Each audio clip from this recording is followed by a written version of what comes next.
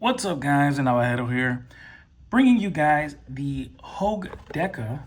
This is the, if you guys can see that, clip point, tumbled finish, CPM-20cv, stainless steel, G10, solid black, all the bells and whistles on this one, guys.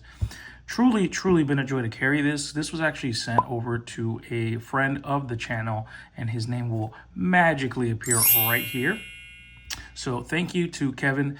And yeah, this thing is pretty freaking awesome. It's not honestly something I would consider carrying myself on a day-to-day, just because I am not a huge fan of crossbar locks anymore. But I could definitely recommend this as far as a user, especially for work environments or anything as far as something to light carry and sliciness. I think the main point of this knife is the slicing capabilities, and I will definitely get into that. So let's get all the boring stuff out of the way. This is a 3.25 inch blade with a overall length of 3.75 from tip to butt. So I think personally that's kind of the sweet spot, 7.5 to 7 inches. Sometimes, it varies. Obviously, it depends on handles and blade lengths and all that, but that's kind of the sweet spot for me. And then you have here a beautiful tumbled or stonewashed CPM-20cv. A very nice stonewash on this. I personally really like kind of the reflectiveness on that. Hogue Deka, USA Deka. These actually, I just recently learned, were made in, or are made in Henderson, Nevada, which I am actually in Las Vegas, so we're next door neighbors to Henderson. I actually work out of Henderson. The trucking company that I work for actually has their warehouse there. So pretty much, I've been living here and not knowing, too much about Hogue. And I think that's awesome. That's awesome that they're USA made, that they're making them here in the US and pretty much next door to Las Vegas.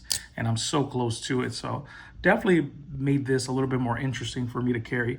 You have a weight of 2.3 ounces. And again, the lightness of this is great. They actually offer an FRN or a Grivery handle, whatever you want to call it, that's a little bit lighter. This is the G10 version, which makes it just a tad bit, heavier, but I think the weight is perfect. For what it is, it's absolutely perfect. You have a 0.09 blade thickness, guys. Check that out. Look at that, just thinness to that blade. It almost disappears.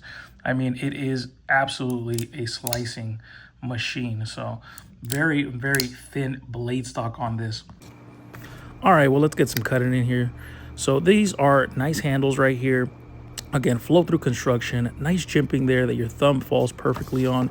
And with that clip point blade, you got to bring the handle quite up to get that tip down and do those draw cuts, but it works perfectly fine. Excellent slicing and poking and stuff with this, with a thin blade stock on here. Again, 0.09, nice and stabby, goes right through it. I have some double wall cardboard right here, and I'm going to be going through this like butter. Very easy, and this is actually against the natural lines of the cardboard, which is way harder for other knives, but this one goes through it super easy. Right here, going through the natural lines of the cardboard, it's even easier. Again, double wall, super easy. These blades actually I saw are hand honed edges, and you can definitely tell the difference. This is a regular wall cardboard, and yeah, this thing is just making french fries out of this. It's super easy.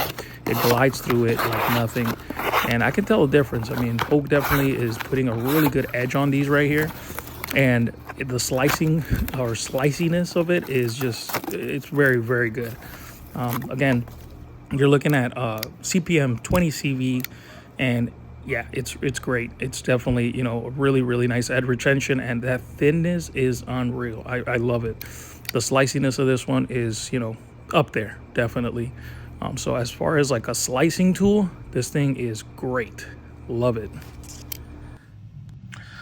Really nice thumb studs on this right here. I'll try to kind of focus in on those right there. They're actually aluminum, I believe, and they're not, the traditional thumb studs, but I think they work pretty well. So yeah, they look like they were almost like a G10, but no, I believe they're aluminum. Again, nice like G10 with crosscut here, texturing. I think it works really, really well on this right here. Definitely, you know, a bit slick here where the normal G10 is at, but that crosscut really does help. So I think it's perfect. Feels really, really good in hand.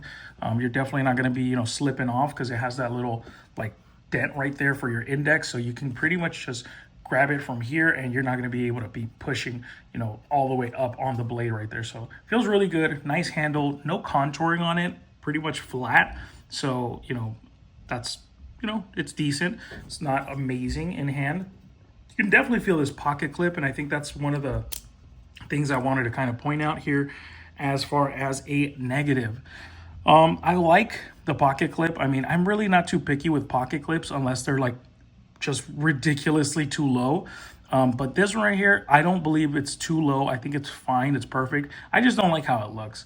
I mean, the two screws right here on top, that's kind of, you know, I've seen cheaper knives do that. And, you know, to be honest, this isn't a cheap knife. This is a, I think, premium knife, or for the price. I mean, it's not outrageously priced. I think it's really well priced for what it is. But I think you should be getting just a bit more, you know, maybe a bent over clip, or, you know, just a traditional, you know, like this traditional pocket clip, just like this with the screws inset. You know, this has an inset, and it's actually not even that inset. It almost, yeah, it's not an inset pocket clip. The screws are mushroom screws, which are pointing out, which again, this is not going to affect it because this part is not going in your pocket. But as far as the actual look of it, I don't like it. Hogue on here, again, not my favorite. It's fine, whatever. But the pocket works well. The pocket clip works well. Nice tension on it. So, I mean, I guess I can't complain too much, but it is something that I kind of just, you know, I don't like the look of. Next thing is the action. The action is actually really good on this. I don't, again, tend to carry crossbar locks as much anymore. When I first started collecting knives, and I say collecting very, very, you know, generally, because I'm not a huge collector, I see knives as tools. So I pretty much buy what I like at the moment. And when I first started at the moment, I was really into crossbar locks. I thought kind of crossbar locks were the best thing. And I really enjoyed the thought of having something with a really strong lock and having something that I could deploy and disengage all with one hand, and obviously make it just so smooth to bring out of pocket, make my cut, and then close.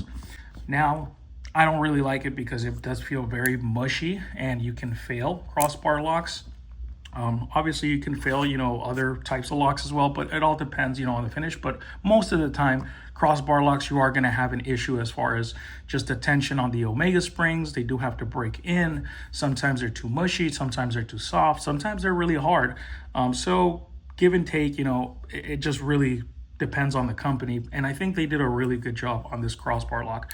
It shoots out really nice authority on it when you, you know, take it out. A lot of the times doing a reverse flick on a crossbar lock is kind of hard because, you know, naturally your index finger falls on that, you know, access lock, or what they call an able lock here. But with this one, I think it's really easy to reverse flick, and the tension is nice on the omega springs. You can absolutely fail it. You know, you have to almost intentionally want to fail it though, but you can, obviously. And if I didn't mention, this is actually running on washers. So it's on washers, but the action is definitely smooth and it drops shut very, very nicely. So you have no issues with that. Other than that, it feels really good. I mean, in comparison, I have here a Hectare Alt, and this one, you know, it's not as satisfying. It doesn't feel as good as, you know, this able lock, and it just goes to show that they did a really good job with it. And yeah, I mean, for work purposes, I think this is a really, really good option. Crossbar lock is great for, you know, everyday carry is fine as well, but I think for work, it just goes that extra mile, giving you that heft of a, you know, more durable lock on there. And again, the tension is perfect. I really, really like the action.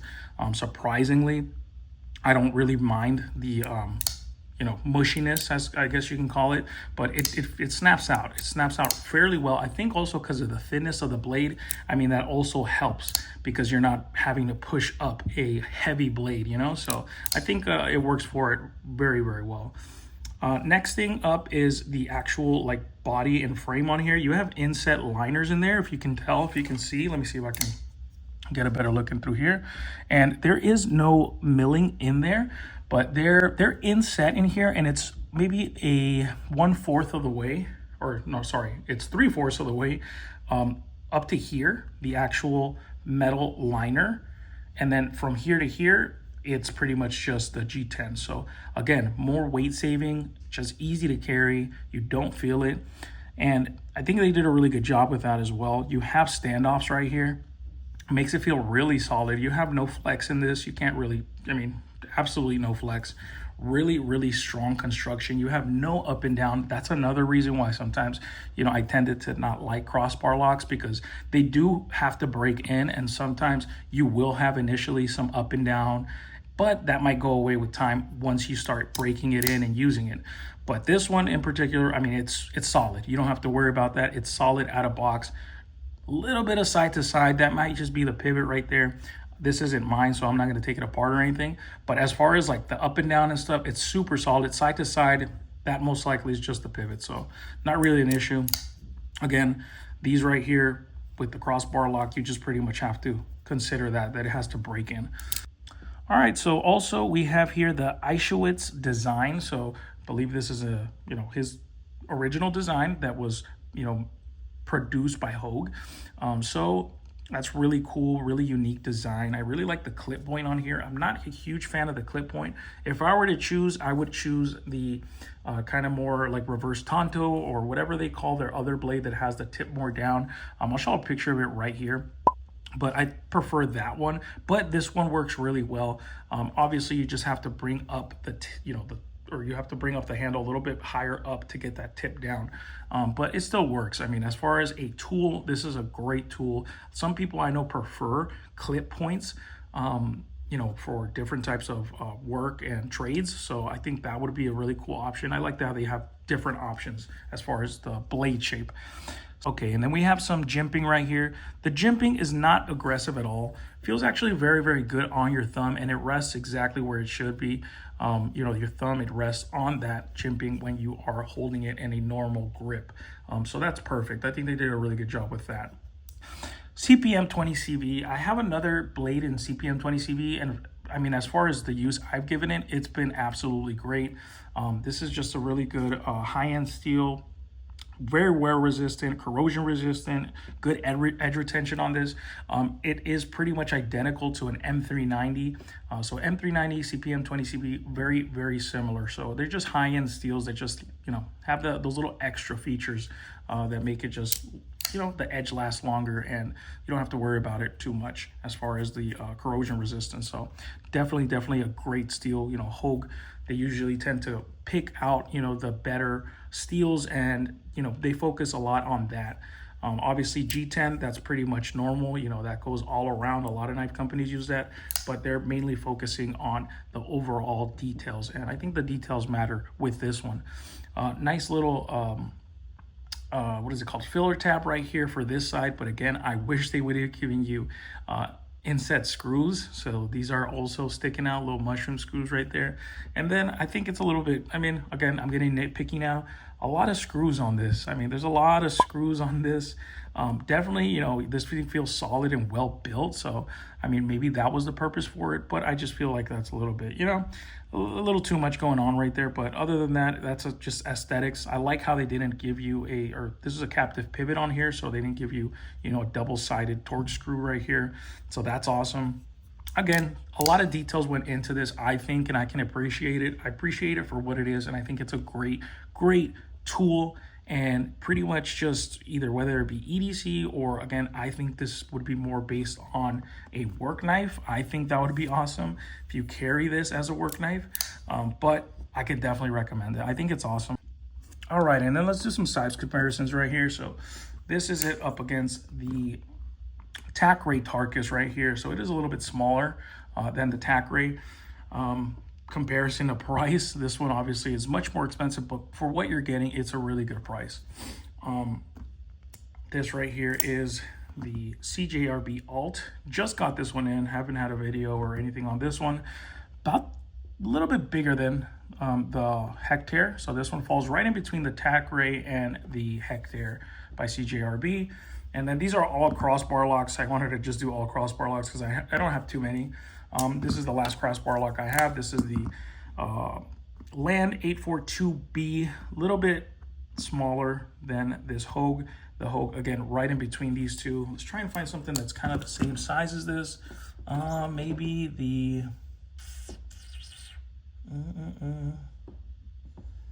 Let's go with this one right here. Maybe the CJRB Echo. Yeah, CJRB Echo. So, CJRB Echo is a little bit bigger than it. Just a little bit bigger. So yeah, really nice size. I really do like it. So yeah, those are some size comparisons. All right, guys. Well, that is the Hogue Deka. Hope you guys enjoyed this. If you guys did, please consider subscribing, dropping a like on this video. Go ahead and comment down below what knife recommendations you have for me. And I will be having a live soon, and I will post a video on more information on that for some giveaways I'll be doing. So keep posted for that. I will see you guys on the next one. Later.